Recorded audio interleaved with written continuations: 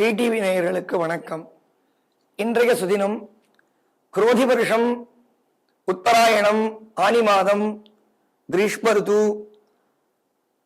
24ஆம் தேதி 8 ஜூலை 2024 சோமவாரம் திங்கட்கிழமை.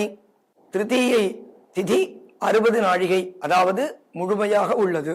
பூச நட்சத்திரம் 3 நாழிகை 30 வினாடி, அதாவது 7:30 மணி பர்யந்தம் உள்ளது.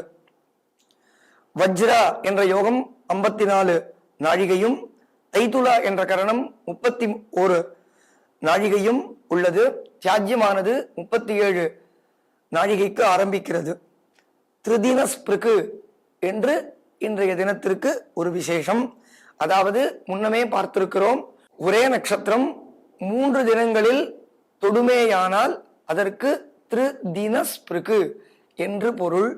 அதாவது புனர்வசு நட்சத்திரமானது 3 தினத்திலும் உள்ளதால் இன்றைய தினத்திற்கு திருதினஸ்பிருக்கு என்று ஜோதிட சாஸ்திரத்தில் உபதேசம் உள்ளது.